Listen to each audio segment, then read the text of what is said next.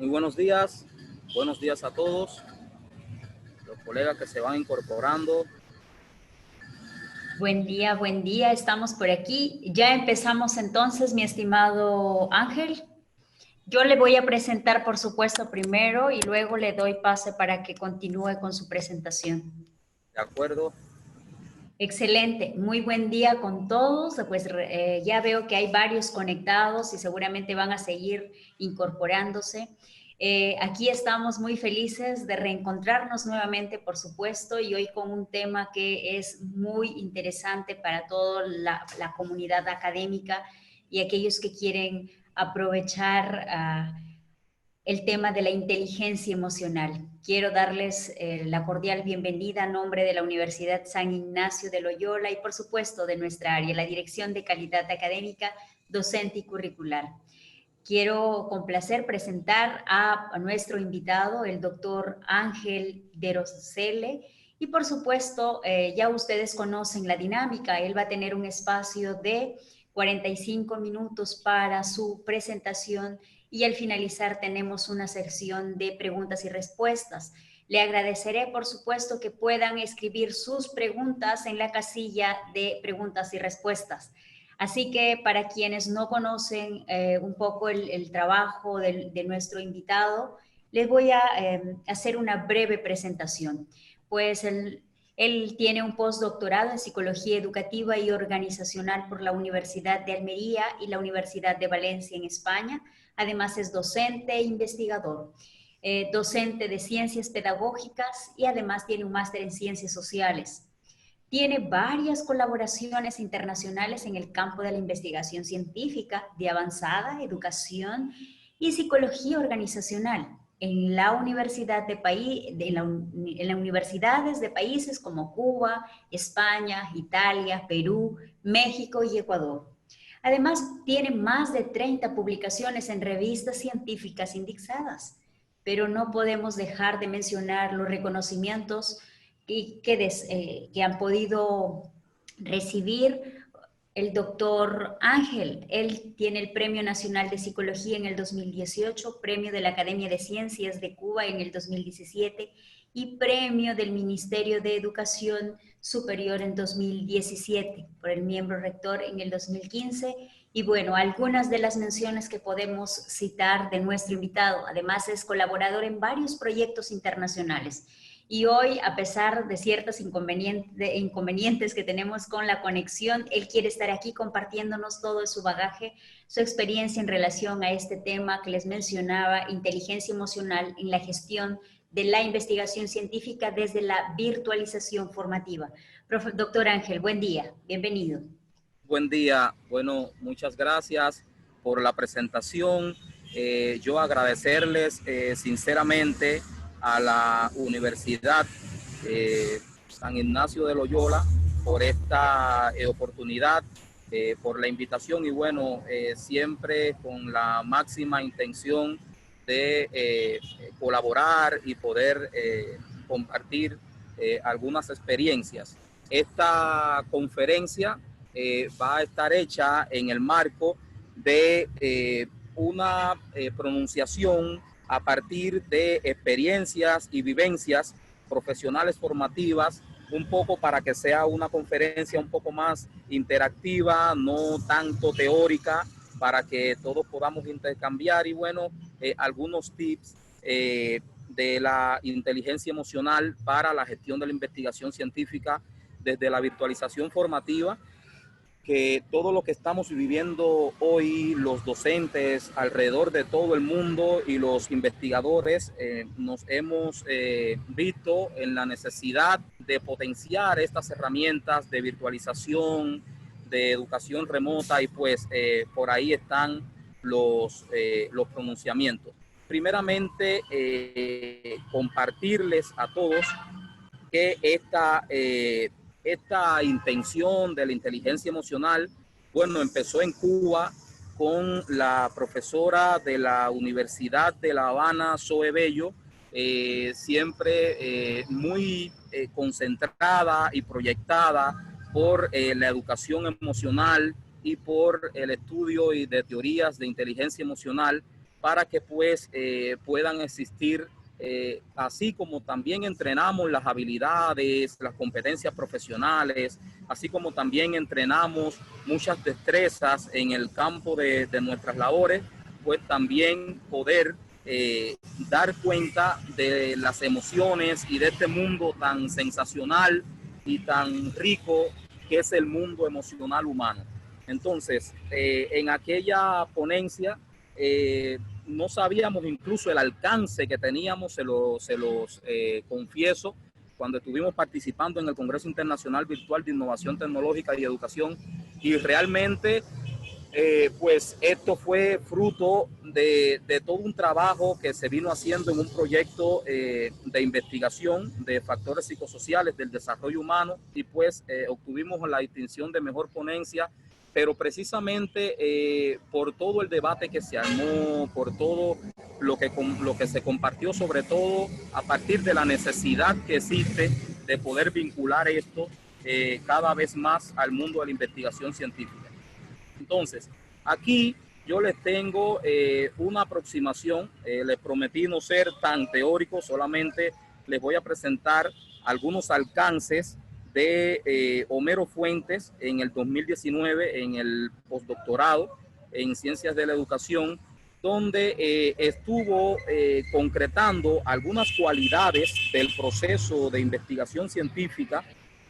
Y en aquel momento debatíamos mucho acerca de la labor de la tutoría en los entornos virtuales, y precisamente se connotaban estas cualidades como un aspecto central en los cuales el tutor virtual debía hacer énfasis en el acompañamiento pedagógico a sus estudiantes.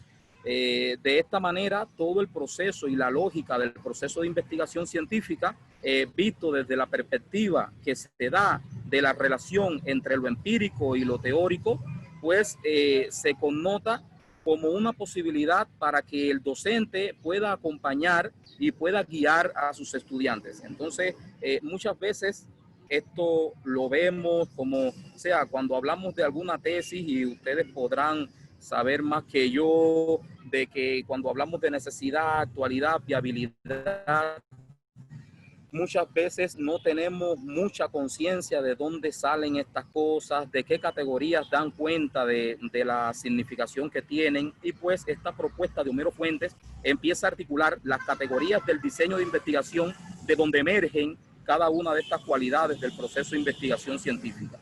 Entonces, ¿por qué lo emocional?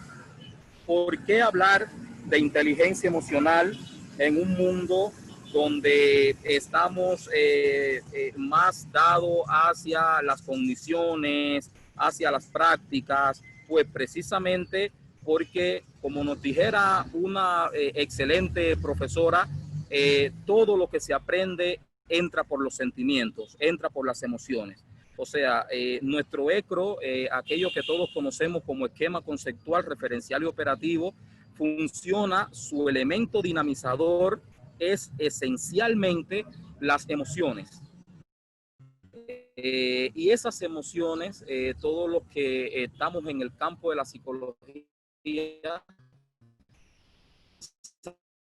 sabemos que dinamizan el comportamiento, viendo las emociones bases de estas necesidades, pues se comporta de una manera, las emociones se empiezan a comportar como una herramienta, como un recurso subjetivo, efectivo, para dinamizar las relaciones que se dan en el entorno virtual. Entonces, sin ánimo de entrar en mucha teoría, solamente les comparto algunos elementos de donde se han vertido las principales investigaciones que hemos estado desarrollando, sobre todo para que ustedes empiecen a entrar en un diálogo conmigo de cómo estamos entendiendo la inteligencia emocional, de cómo estamos entendiendo esa gestión de las emociones y cómo manejamos las inteligencias emocionales como estrategias en el entorno o en ambientes virtuales de aprendizaje. Pues dicho esto, nos dirigimos, o sea, no podemos hablar de inteligencia emocional, de competencias emocionales, sin hacer mención de Goleman, de Gardner y de otros teóricos, pero que realmente tienen una distinción de lo que significa el campo emocional de los seres humanos. ¿Ya? Entonces, está definiendo la inteligencia emocional como esa capacidad de reconocer nuestros sentimientos, pero también el mundo del otro. Aquí me detengo porque en la literatura van a escuchar y van a leer, sobre todo en la literatura científica de psicología, de neuroeducación, van a leer muchos elementos que tienen que ver con la inteligencia emocional y nosotros estamos abordando principalmente lo que tiene que ver con el área intrapersonal e interpersonal como componentes de la competencia emocional para que nos sirva como herramienta y como recurso subjetivo efectivo. En este sentido, nosotros estamos reconociendo un área que es el área intrapersonal y que es precisamente por donde Goleman empieza a reconocer las potencialidades que tiene la persona desde aquella tendencia actualizante que también nos hablaban los humanistas de la psicología y cómo en esta medida nosotros tenemos que empezar a reconocer la inteligencia emocional desde nosotros mismos. O sea, siempre que nosotros manejemos alguna situación emocional, siempre que vayamos a dirigirnos hacia diversos contextos, debemos iniciar por nuestras propias emociones. Y es por eso que se habla de un área intrapersonal, que sí, esa área intrapersonal está haciendo alusión a la conciencia de uno mismo, está haciendo alusión a la autorregulación y está haciendo especial énfasis a la motivación. Y aquí, cuando leamos esto, también lo van a encontrar en elementos de manejo de situaciones emocionales propias y demás. Bueno, vamos ya a entrar en el área interpersonal, que es una de las áreas que más vamos a estar debatiendo en el día de hoy, pues precisamente se trata de cómo manejamos las relaciones y cómo somos capaces de interferir en la manera en que el estudiante aprende y en la manera en que el estudiante se desempeña en el contexto virtual. Entonces, aquí hay dos habilidades, no solamente para gestionar las relaciones en el ámbito virtual, sino para toda la vida. O sea, nosotros pudiéramos dar incluso, existe una especialización en educación emocional donde se entrenan, no solamente se capacitan y se dan cursos formativos, sino que además se entrenan a través de la consultoría los elementos de cómo ser empático y cómo lograr habilidades sociales. Y aquí estamos hablando de herramientas de influencias, de herramientas de gestión de conflictos, de herramientas de motivación, pero no de la motivación que estuvimos viendo en el área intrapersonal, sino de cómo nosotros podemos, desde la comunicación y desde la influencia en el otro, lograr motivarles, lograr realmente que la persona se sienta interesada, que se sienta realmente motivada, como dice la palabra. Entonces, nosotros estamos reconociendo la competencia como una configuración psicológica que, como ven, o sea, ustedes pudieran revisar los que están en este campo de las competencias profesionales, de las competencias en sentido general, pudieran revisar mi tesis doctoral, donde estuvimos haciendo una propuesta de competencia como configuración psicológica que integra tanto lo afectivo, actitudinal, cognitivo y metacognitivo, Y es muy importante acá la perspectiva que nosotros estamos dando en cuanto a lo relacional, a lo sociodinámico, situacional y actual. Y esto no es un simple juego de palabras, y es que las competencias emocionales, una vez que estamos centrados en el estudiante y en el entorno virtual, se van actualizando, se van reacomodando y son parte y producto de esa relación que existe con el estudiante y que existe consigo mismo, y es por eso que tiene un elemento sociodinámico y actual muy importante, pues la competencia nunca la vamos a ver como algo rígido, sino como algo que tiene que estar en constante interacción, y las investigaciones que hemos hecho recientemente nos demuestran que incluso la propia interacción con el estudiante potencia y fortalece la competencia emocional del profesor. Bueno, acá yo les traigo una investigación del 2017 localizada en el marco europeo, donde se van a estar reconociendo importantes áreas de mejora de la competencia digital docente, pero a mí me llama poderosamente la atención que en muchos otros marcos la competencia digital docente había sido hasta ese momento una manera de el profesor ser competente para sí mismo, y las investigaciones más actuales empiezan a considerar como parte de la competencia digital del docente a ese otro, a ese estudiante, a ese colaborador, a ese colega que comparte con nosotros. Y en este sentido, ya no solamente se refiere a gestionar recursos digitales, a gestionar estrategias digitales, sino que se va a empezar a hilvanar, se va a empezar a concretar en cómo nosotros también empoderamos a los estudiantes, cómo facilitamos también esa competencia digital en el estudiante, que se convierte definitivamente en una competencia dinamizadora de todo el proceso de enseñanza-aprendizaje. En este sentido, nosotros ya entrando en algunas cuestiones prácticas, hemos realizado una investigación en varias universidades a través de la red, de una de las redes a las cuales pertenecemos, y hemos estado develando factores de éxito que influyen desde la gestión de las emociones y desde la gestión de la investigación científica, porque solamente, o sea, hasta el momento estamos centrados mayormente en cómo gestionamos la investigación científica desde la virtualización, o sea, incluso los cursos que forman parte de la experiencia, son todos cursos de investigación lógica, de la investigación didáctica, de la investigación metodología científica educacional, gestión del currículum, de la investigación del currículum, gestión de la investigación para los procesos en la escuela, también todas las tutorías a nivel doctoral que estamos haciendo en Latinoamérica y Europa con estudiantes que están realizando sus doctorados.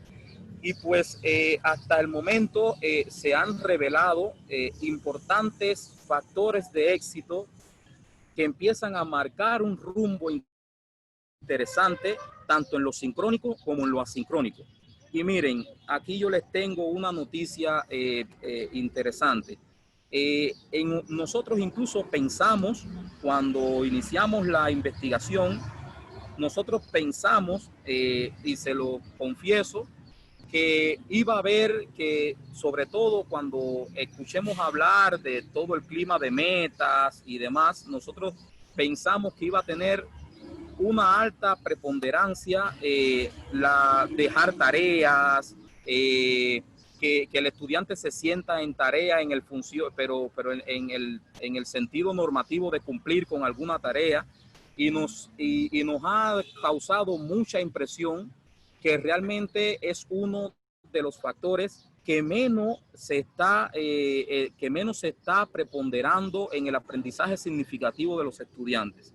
Y entonces, acá hay un aspecto que se ha notado mucho que tiene que ver con el levantamiento de expectativas y el rescate. O sea, cuando hablamos de rescate, hablamos de que si el profesor, el docente, está llevando un curso largo, un curso en el cual él da varias sesiones, o sea, ese rescate sí, todos sabemos que es siempre recoger lo de la sesión anterior, es siempre hacer el rescate de esos elementos que tocamos en la clase anterior y demás, pero hay un rescate que tiene que ver con el levantamiento de expectativa que se puede hacer incluso en en un momento que estamos iniciando, y es el rescate del ecro de las personas. O sea, con qué esquema conceptual, referencial y operativo llega el estudiante a nuestras clases, con qué perspectiva y con qué fundamento llega la persona que va a compartir con nosotros. Eso nos permite hilvanar las clases y nos permite también hacer mucho énfasis en cómo nosotros estructuramos también la clase en un diálogo común, en un aspecto dialógico interactivo, y no en algo que el docente trae. Un ejemplo, en esta videoconferencia incluso pensábamos, bueno, podemos lograr algunos niveles de interacción, o sea, por temas un poco de conectividad de corriente y eso, se ha ido la corriente, vamos a hacer un poco más corrido, pero es muy importante esto, ¿no? Cómo levantamos esas expectativas. Y otra cosa que nos ha llamado mucho la atención tiene que ver, nosotros tenemos varias categorías que tienen que ver con la habilidad comunicativa, de la oralidad, de la escucha, y nos llamó poderosamente la atención que como fundamentos y como componentes de la competencia emocional del docente para gestionar investigación científica en espacios virtuales, no resultó tan preponderante la oralidad, no resultó tan preponderante la expresión oral, el discurso del docente, sino la escucha activa. Y esto nos llamó la atención porque a veces nosotros sabemos que nuestras clases, sobre todo cuando tenemos un grupo y hay modelos de conferencias y demás, suelen convertirse en un monólogo que ya el mundo de la educación virtual está dejando atrás, porque el mundo de la educación virtual es un mundo de interacción por naturaleza. Y cuando nos salía este indicador, nosotros reflexionábamos por qué. ¿Será que quizás exista una mayor demanda? Entonces estuvimos evaluando tanto en docentes como en estudiantes, y esto que ustedes ven de gestionar la escucha activa salió más del mundo de los estudiantes, del mundo de la persona que casi siempre está en la posición de reacción. Yo creo que eso es una alerta de cómo nosotros debemos ir dejando cada vez más esos monólogos e ir logrando, cada que comunicaba anteriormente, tiene que ver precisamente con la potenciación de un clima de innovación y metas. Ahí nosotros realmente pensábamos que iba a salir más un clima de tarea, que como factor de éxito el clima de tarea iba a tener más énfasis. Pues nos dimos cuenta que tiene mayor impacto en el aprendizaje significativo de los estudiantes el clima de innovación y de metas en el aspecto sincrónico. Y bueno, elementos que ya ustedes conocen, como la simultaneidad de actividades, el que en los sincrónicos no se puede ser aburrido, hay que a las personas les gusta situarse en roles, les gusta jugar a esos roles y les gusta tener una participación activa, pero también les gusta tener una participación en la toma de decisiones. y la gestión de la investigación científica en el espacio virtual se convierte entonces en eso, en un espacio de participación en toma de decisiones, donde todos debemos ser conscientes y debemos ser partícipes de lo que está sucediendo, sobre todo porque hay elementos y hay momentos en los cuales el investigador necesita de ese acompañamiento, pero también necesita expresar su voz, también necesita, yo siempre a mis asesorados le digo, ¿qué traes? ¿Cuál es tu intencionalidad? ¿Qué te gusta hacer? ¿Cuáles son los elementos que te motivan, que te mueven? ¿Qué te gusta leer? Son de esos elementos que debemos manejar. Y bueno, lo relacionado con mayor utilización de imágenes gráficos,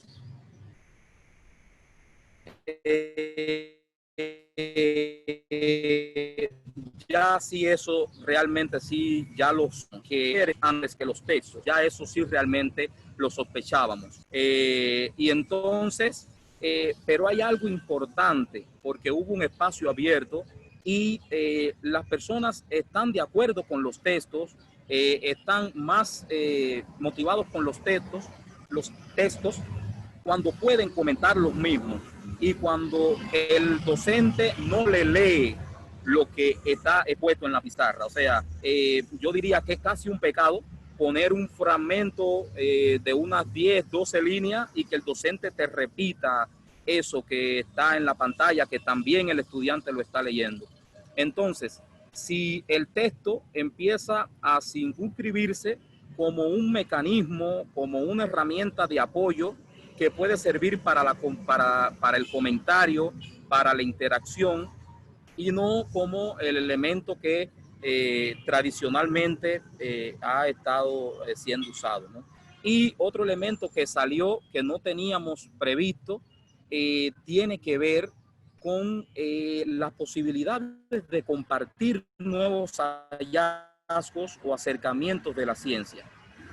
Las clases son más motivantes, son más sólidas, llaman más la atención cuando el docente empieza a hilvanar elementos nuevos de lo que está sucediendo en el campo, de las ciencias psicológicas, de las ciencias de la educación, de las ciencias de la antropología, además, ¿ya? Entonces, ¿qué sucede en el campo asincrónico? En el campo asincrónico estamos notando la necesidad de empezar a implementar actividades retadoras y motivantes. Esto quiere decir que debemos ya echar a un lado aquellas actividades repetitivas, monótonas. Todos los psicólogos sabemos que uno de las respuestas psicológicas a la monotonía es el cambio de actividad, y precisamente todos estos detalles que van a ver acá, si se dan cuenta, han sido detalles que, si bien han emergido, no son nuevos en este campo, sino que se empiezan a concretar como factores de éxito en lo asincrónico, y como para eso nosotros también tenemos que conocernos como docentes y conocer y darle participación al otro. Y miren, aquí vuelve lo de la claridad, sencillez, pero vuelve lo del clima de apoyo y metas. Fíjense, en lo asincrónico tiene una alta prevalencia el clima de apoyo. El estudiante debe sentirse apoyado, debe sentirse acompañado, y nos llamó la atención que ese apoyo está relacionado con metas, y fíjense que no con tareas. O sea, ¿cómo es esa sensación de llegar a una meta, de lograr un resultado trascendente, más allá que cumplir con una tarea que se pone, más allá que cumplir con algún elemento normativo, con algún elemento? Y de ahí también vienen los mensajes que más adelante les voy a compartir ya para ir cerrando. Miren, nos llamó mucho la atención de que las retroalimentaciones de los docentes están siendo en mayor medida, y cuando ustedes van a las líneas del área interpersonal se dan cuenta con qué tiene que ver esto, o sea, con la gestión de las influencias, de las relaciones, pero también con aspectos motivacionales. Las retroalimentaciones y evaluaciones del docente están más centradas en los errores que cometen los estudiantes, están más centrados en el fallo, están más centrados en el déficit que en las potencialidades, que en los logros, que incluso en las posibilidades de mejora. Esto viene desde la indagación apreciativa, incluso desde teorías que estamos nosotros consolidando de la gestión de potencialidades formativas en la persona, que al final les comparto un link para que pudiéramos revisar algunas cuestiones relacionadas con esto. Y pues precisamente es como el docente empieza a centrarse en las fortalezas del producto, y cómo también empieza a centrarse y a convertir esas posibles dificultades en oportunidades de mejora. Y el estudiante ahí ve un salto significativo, porque a las personas le gusta constantemente retarse, constantemente le gusta estar en aprendizaje, y cuando nosotros vemos brechas a partir de las cuales podemos estar mejorando como seres humanos, ya lo decían una de las autoras de indagación apreciativa, los sistemas humanos crecen y cambian en la dirección de lo que aprenden. Pues precisamente cuando nosotros retroalimentamos en función de esas oportunidades de mejora, el estudiante amplifica su núcleo positivo y mejora como una tendencia actualizante natural y construida desde lo socioeducativo. Otro elemento para ir cerrando la parte de lo asincrónico, que es muy importante, tiene que ver con evitar la sobreinformación, que lo que conocemos como infoxicación, o sea, esa gran cantidad. En lo asincrónico no funciona dejar una cantidad excesiva, un volumen excesivo de datos, de informaciones, de bibliografía, para que el estudiante realice o para que el estudiante pueda estar en la gestión de esa investigación. O sea, es más pertinente que se vayan situando contenidos en función de los logros que se quieren alcanzar, y no ese excesivo volumen que al final realmente lo que sucede es que se termina no leyendo, terminan habiendo dificultades en el procesamiento. Y esto sí, de priorizar los diseños web adaptables, pues precisamente porque en la actualidad las personas estudian en un bus, estudian caminando, pueden tener tablets, pueden tener celulares y demás. Bueno, ya esos son temas que ustedes conocen. Ya para ir cerrando, quería compartirles esta parte de nuestra investigación, que tiene que ver con 4 categorías que estamos como parte de nuestro estudio, y los elementos que han ido saliendo. Miren, por ejemplo, cuando nosotros, lo que ha salido en función de comunicación tiene que ver con los mensajes humanos como factores de éxito, con los mensajes humanos y de mantenimiento en lo sincrónico. Nosotros pensamos, incluso como estamos asumiendo la tipología de mensajes humanos de mantenimiento y de tarea, les decía al principio que pensábamos mucho en los mensajes de tarea, pero realmente se han impuesto los mensajes humanos y de mantenimiento tanto en lo sincrónico como en lo asincrónico. Y se ha potenciado, se ha favorecido mucho los flujos horizontales de comunicación. O sea, tiene que ver con esta participación en la toma de decisiones que estamos planteando, y cómo pues estos flujos realmente ya no deben ser flujos verticales. Ya no es el profesor el que va a imponer un criterio, sino que es un espacio horizontal y la virtualización formativa está llamada a eso, a convertirse en un espacio horizontal en el que el profesor emplee cada vez más esas metodologías activas que todos conocemos y que tantos resultados dan. En el aspecto de clima, miren, la última prevalencia fue el clima de tarea y es un factor de éxito muy importante lograr un clima de innovación y de metas. Ahí ustedes pueden revisar algunas de las publicaciones que hemos realizado con respecto a, a elementos ya particulares de programas que tenemos para potenciar un clima de innovación o para potenciar un clima de metas. Y esto ha dado como resultado, cuando nosotros aplicamos los factores de éxito en lo sincrónico y en lo asincrónico, eso está directamente relacionado de manera positiva con el engagement. El estudiante empieza a experimentar ese vigor, esa dedicación, esa absorción, esa energía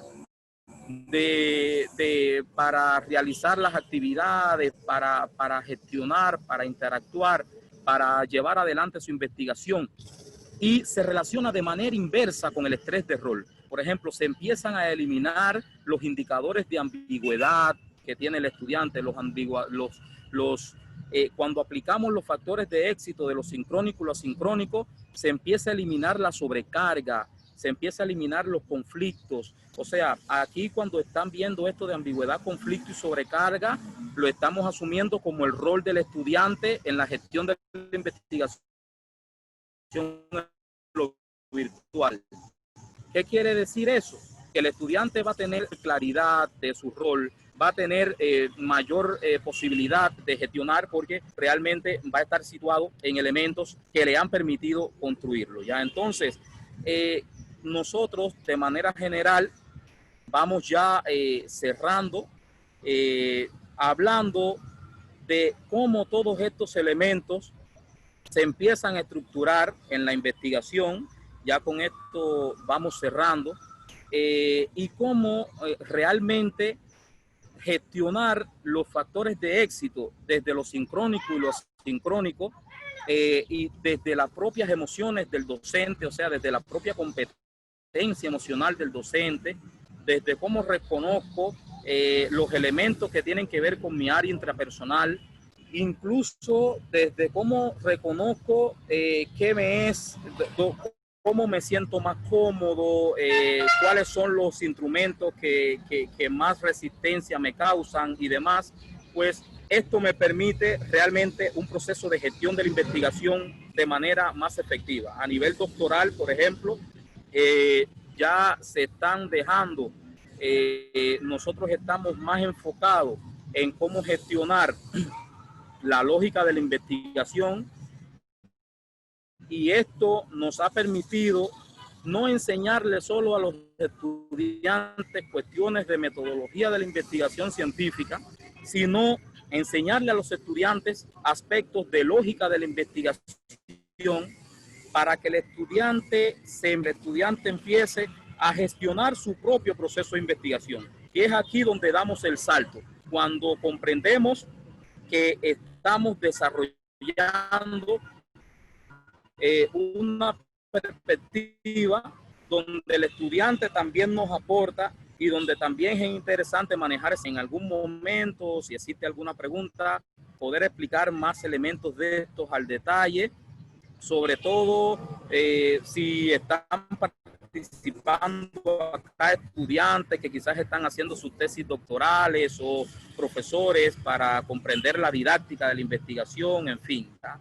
Entonces, nosotros hemos reconocido 3 momentos a partir de Homero Fuentes en los que el tutor virtual tiene un énfasis importante en el estudiante, y pues estos indicadores son lo de sistematizar el conocimiento establecido. Aquí estamos mirando cómo el estudiante investiga y estos 3 momentos en los que el tutor virtual accede. Ahora, estos elementos que ustedes ven debajo de fundamentación crítica son los operadores epistemológicos que mueven todo el proceso de gestión de la investigación. Entonces, para nosotros poder estructurar la gestión de la investigación desde estos procesos de poder sistematizar el conocimiento establecido, la construcción hipotético-deductivo y la reconstrucción epistemológica, tenemos que dinamizar los operadores epistemológicos que nos compartían las autoras Eneida Matos y Lorna Cruz. Para esto es lo que nos sirve de base para que estudiante y tutor vayan logrando cada uno de estos niveles que tenemos en pantalla. Y ya para cerrar, les comparto pues una línea de investigación que está siendo liderada por la doctora Patricia Medina Suta, que es la secretaria académica de la Red de Estudios sobre Educación, y que estamos estructurando procesos epistémicos. Próximamente vamos a estar compartiendo un artículo de la competencia epistémica del investigador, el investigador, qué procesos internos se mueven en la investigación, y pues estamos reconociendo la problematización y teorización ya no solo como procesos de investigación, sino como operadores epistémicos, o sea, como herramientas para abordar lo epistemológico.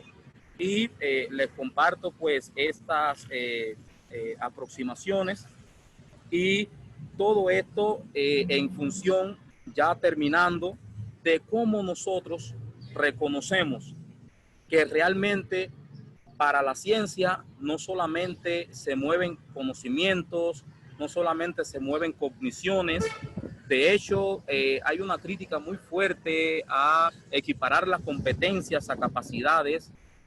Muchos autores hablan de la integración de conocimientos, habilidades y valores, pero realmente en la competencia emocional, en esa intención planteada desde Goleman de potenciar la relación entre lo afectivo y lo cognitivo, pues también se expresan las emociones. Entonces, termino esta breve exposición con este pensamiento de Martí, que precisamente acota esto, ¿no? O sea, de que en la ciencia también existe sentimiento, también existen emociones, y que gestionar esas emociones, gestionar las relaciones, son un elemento efectivo para poder acoplar la investigación científica en el plano de la virtualización formativa.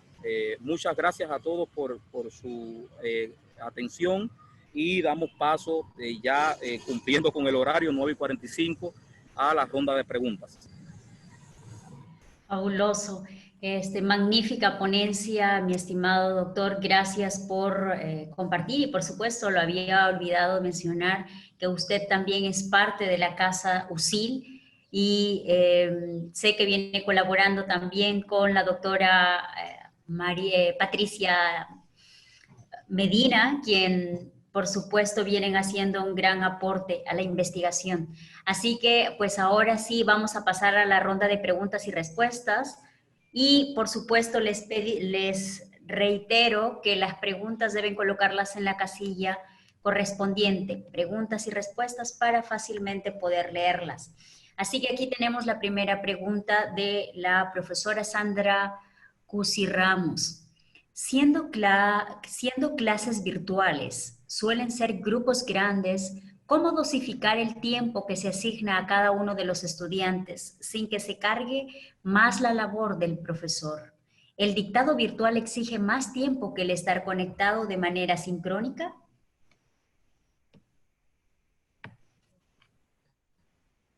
Exacto, ahí estoy de acuerdo con el planteamiento de la profesora, esencialmente porque lo virtual, si todos nos damos cuenta de la planificación de lo virtual, casi todos, desde incluso nuestras propias experiencias y vivencias, nos podemos percatar de que se necesita mucho tiempo, porque hay que gestionar hasta el último momento, y hay que anticipar muchas cosas que en lo presencial se nos daban en el propio proceso, pero acá ya el docente lo debe anticipar.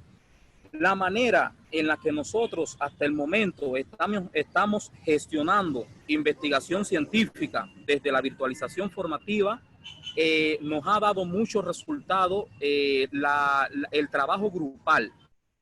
Nosotros, por ejemplo, estamos en este mismo minuto estamos desarrollando un trabajo en el doctorado de educación, por ejemplo, acá mismo en USIL, donde hay una veintena de participantes, cada uno con sus aproximaciones, cada uno con sus temas de tesis doctorales, y lo que nos ha dado resultado es hacer pequeños grupos dentro del propio Zoom y poner líneas comunes para que las personas puedan participar de manera activa.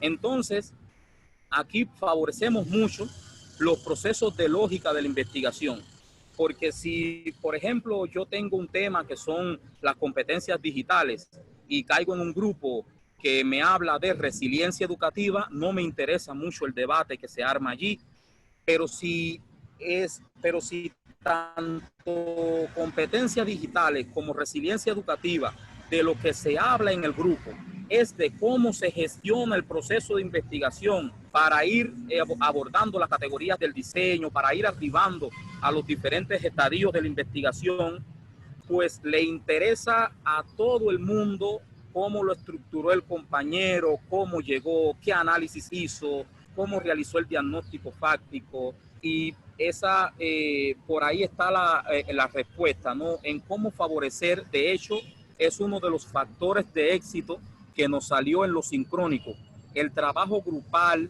la dinámica de roles, o sea, cómo gestionamos a veces el tiempo en función de que el estudiante tenga mayor participación, y en el campo de la investigación, pues esta experiencia de la lógica de la investigación. Con respecto, sentimos que dedicamos más tiempo en el espacio virtual. Sentimos que, por ejemplo, todos hemos emigrado de un ámbito presencial y ahora vemos cómo estamos enfocados también en procesos que nos cogen las madrugadas, que tenemos que estructurar todo el proceso de retroalimentación a cada estudiante, que tenemos que ir evaluando a cada estudiante, ir dándole su feedback, pero no solamente eso, sino ir tejiendo la lógica completa del curso, también írsela transmitiendo al estudiante. O sea, que en función del aspecto del tiempo que nos pregunta la profesora, sí consideramos que lo virtual, sobre todo la parte inicial esta de planificación, merece más tiempo. Ahí estamos reconociendo, ya para terminar la respuesta, los tres eslabones fundamentales que nos plantea la holística configuracional, ¿no? Y entonces estamos reconociendo para la gestión de lo virtual el espacio de diseño curricular, el espacio de dinámica, donde el que nos hacía la referencia a la profesora, y el espacio de evaluación. Entonces, toda nuestra gestión virtual integra tanto el diseño, el macrodiseño y el microdiseño del curso, de la experiencia curricular, de la asignatura, como le estemos nombrando, diseña esos espacios dinámicos que estamos teniendo con el estudiante. Pero es muy importante en lo sincrónico y en lo asincrónico un aspecto que salió como factor de éxito y que muchas veces no se tiene en cuenta. Nos dimos cuenta, por ejemplo, que los profesores hacen una gestión muy fuerte del aspecto temático de la clase virtual.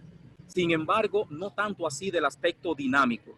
Y creo que deberían considerarse los dos aspectos a la par, porque uno presupone el otro. O sea, incluso lo dinámico es lo que le da salida, lo que le da un énfasis creativo, diferente a lo temático. A veces el profesor se concentra más en el contenido que en cómo realmente va a expresar ese contenido en función de interactividad, en función de comunicación.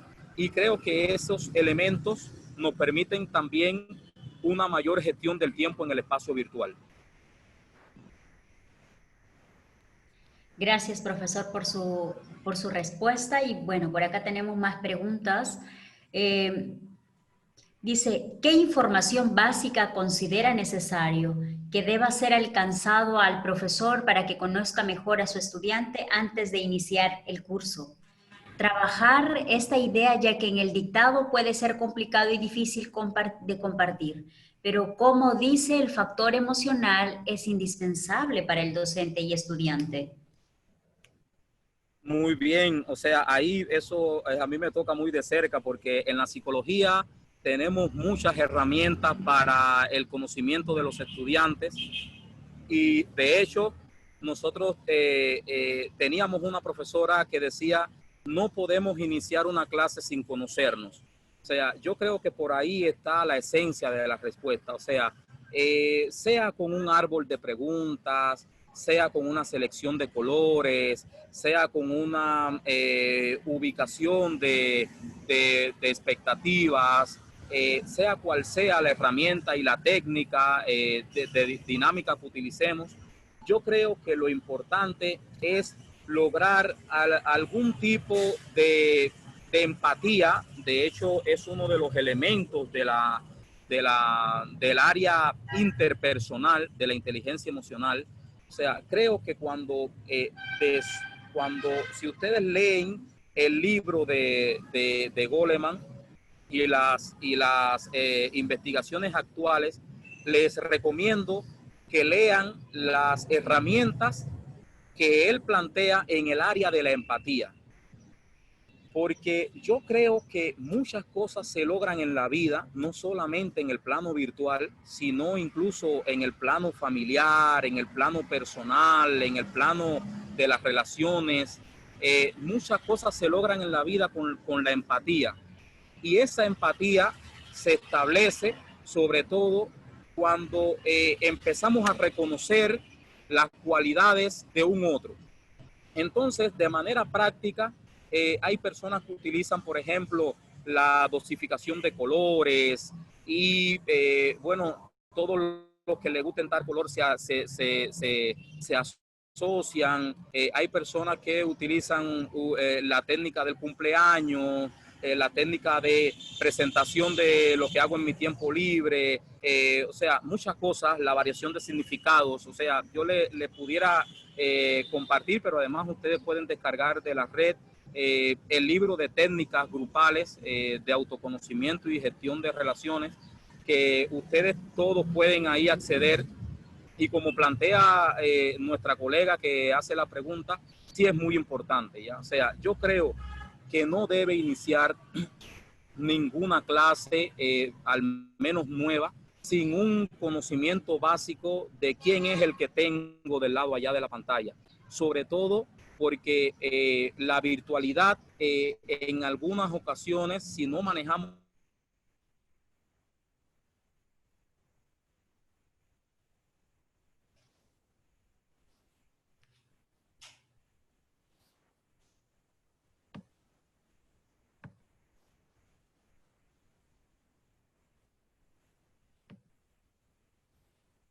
más impersonales, y yo creo que incluso en lo asincrónico se puede lograr una comunicación asertiva si conocemos algunas de las características del otro.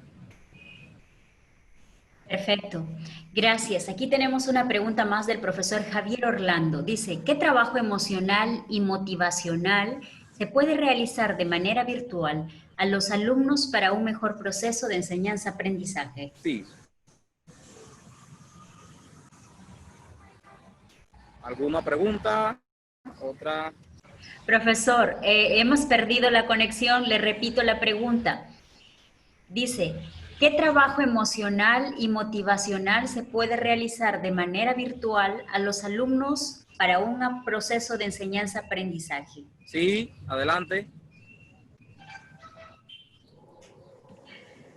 Profesor, ¿lo tenemos allí? Creo que estamos teniendo dificultades con el audio. ¿Me escucha? Adelante, adelante. Ok, le voy a leer nuevamente la pregunta.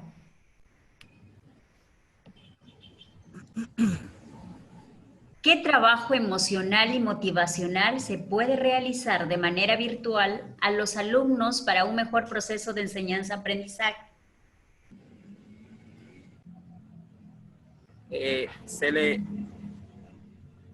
Sí, adelante. Ángel, doctor Ángel, parecería que tenemos inconvenientes con su red porque no me está escuchando la pregunta, ¿verdad? Al parecer no me llega la voz. Ok, ¿usted cree que puede, tiene acceso a la casilla de preguntas y respuestas? Si les llega mi voz, por favor, y pueden intervenir por el chat, pudieran también preguntarme por allá. Parece que no me está llegando la voz de ustedes. Ok. A ver, vamos a habilitarle, por favor, revisar en la casilla de preguntas y respuestas. Allí estamos justo con las preguntas. ¿Logra verlas?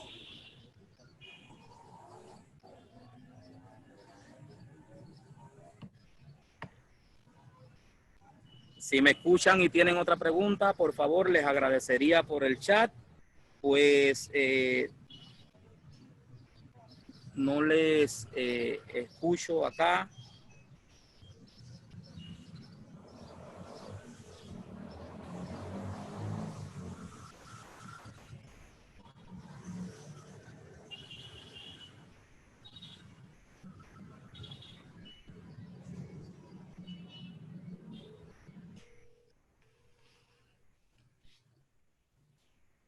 Sí.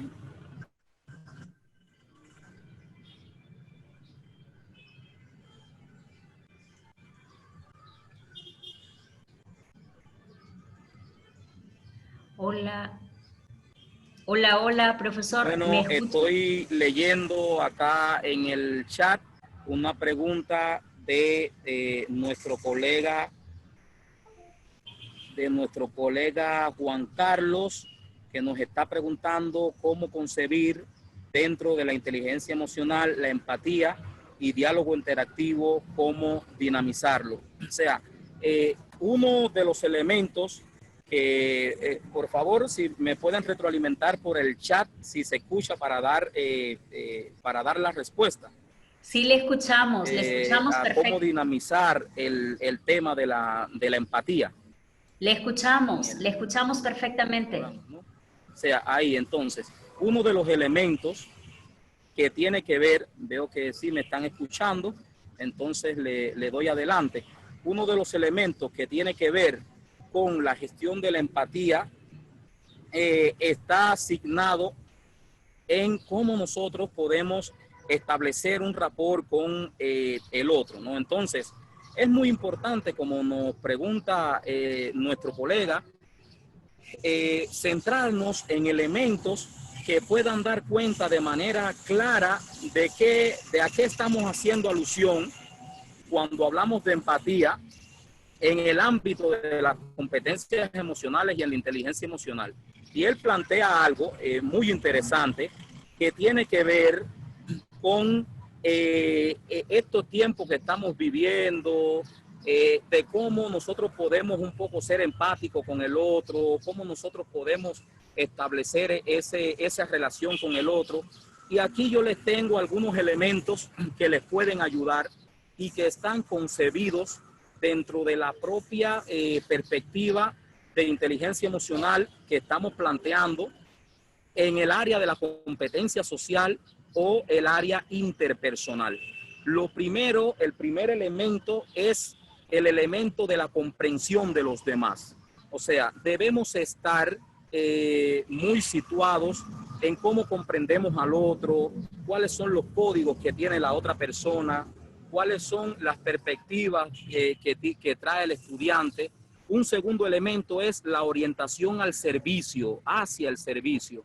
O sea, cuando nosotros estamos sobre todo en la virtualidad, nosotros los docentes tenemos que estar más fundamentados, más asociados hacia cómo nosotros lograr un servicio en el otro. O sea, cuando nosotros decimos actitud hacia el servicio, es esa apertura que tiene que tener la persona para comprender al otro, pero también para ayudarle. Entonces, cuando la persona ve la disposición de colaboración, de ayuda, de acompañamiento pedagógico, te da más espacio a su mundo emocional, te da más espacio a su mundo espiritual y te permite comprenderlo más.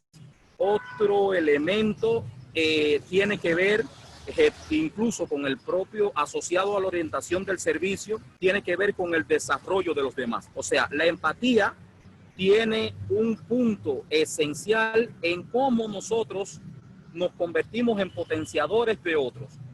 Y aquí hay un elemento importante en el factor de éxito de retroalimentación relacionado con las oportunidades de mejora que vimos en la diapo. Cuando nosotros nos centramos en que la persona pueda amplificar ese núcleo positivo, en que la persona pueda trascender lo que está haciendo a partir de oportunidades de mejora, estamos concretando esta área de la empatía, que es el desarrollo de los demás. Y la persona se siente identificada, se siente también protegida, que es un elemento importante de la empatía. Entonces, nuestras evaluaciones deben convertirse realmente en lo que están llamadas a ser, que son esas evaluaciones cada vez más formativas y menos sumativas, son esas evaluaciones cada vez más desarrolladoras, que tengan en cuenta cómo el otro se desempeña. Otro elemento tiene que ver con la empatía, con el aprovechamiento de la diversidad y la conciencia política. Estos son, o sea, estos serían los 5 elementos que plantea el área de la empatía. Entonces, ¿cómo sucede? A veces nosotros tenemos que entender que muchas veces el aspecto diverso en el aula es un aspecto dinamizador. Lejos de ser un problema, se convierte en un aspecto catalizador del desarrollo. Y cuando nosotros comprendemos desde la virtualidad como docentes, aprovechamos toda esa diversidad, entonces estamos estableciendo empatía, porque lo que sucede muchas veces, yo creo que ustedes habrán leído el antiguo efecto Pigmalión y demás, lo que sucede muchas veces es que nosotros mismos nos vamos encasillando, vamos poniendo etiquetas a estudiantes, a procesos, y no nos abrimos hacia esa diversidad, hacia ese mundo heterogéneo que se vive en un aula y más en el mundo virtual. Entonces, en síntesis, serían esos elementos compartidos con el docente que nos hace la pregunta, es decir, la comprensión de los demás, la orientación hacia el servicio, el desarrollo de los demás, el aprovechamiento de la diversidad y la conciencia política. Gracias. Hasta ahí la respuesta. Gracias, doctor. Gracias por su participación y porque hemos podido superar todas las limitaciones de la tecnología que a veces pues hace que no genere ciertas disrupciones. Bueno, quiero invitarlos a la siguiente conferencia, que también tiene que ver, por supuesto, con yo realmente no les escucho, pero sí leo, profesor, sí estoy leyendo bien. Profesor, claro que sí, gracias. Pudiéramos intercambiar. Parece que algo sucedió en el audio, pero sí veo que me escuchan, sí siento que me escuchan bien. Claro que sí. Bueno, ya hemos llegado al tiempo que teníamos y que usted también había dispuesto para realizar esta conferencia. Le agradecemos infinitamente por su gran aporte y estoy colocando aquí e invitándolos.